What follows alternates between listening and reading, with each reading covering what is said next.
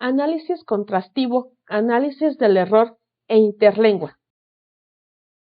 Hasta finales de los años 60, se tendía a considerar el habla de los estudiantes de segundas lenguas simplemente como una versión incorrecta de la lengua meta.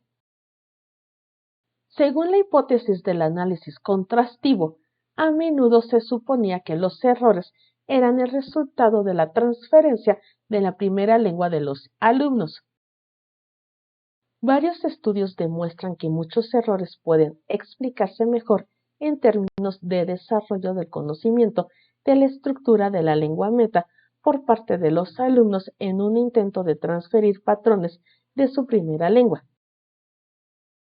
Además, algunos de los errores son notablemente similares a los que cometen los jóvenes que aprenden la primera lengua.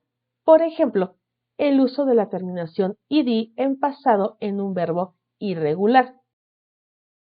Eric Kellerman y otros observaron también que los alumnos tienen intuiciones sobre qué rasgos lingüísticos pueden transferirse de su primera lengua a la lengua meta y cuáles tienen menos probabilidades de ser transferibles.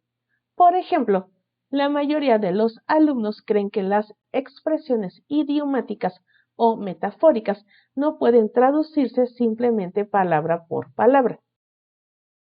Como resultado de la constatación de que muchos aspectos del lenguaje de los alumnos no podían ser explicados por la hipótesis del análisis contrastivo, varios investigadores comenzaron a adoptar un enfoque diferente para analizar los errores de los alumnos.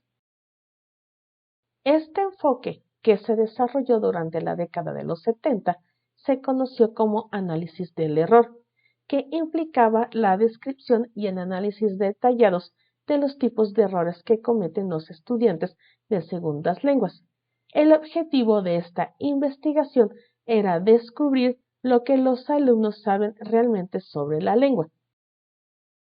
Cuando los alumnos producen frases correctas, puede que simplemente estén repitiendo algo que ya han oído.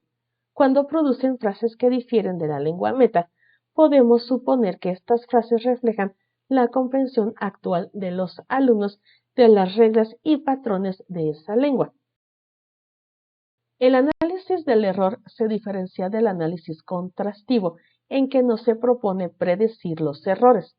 En cambio, pretendía descubrir y describir diferentes tipos de errores en un esfuerzo por comprender cómo los alumnos procesan los datos de la segunda lengua.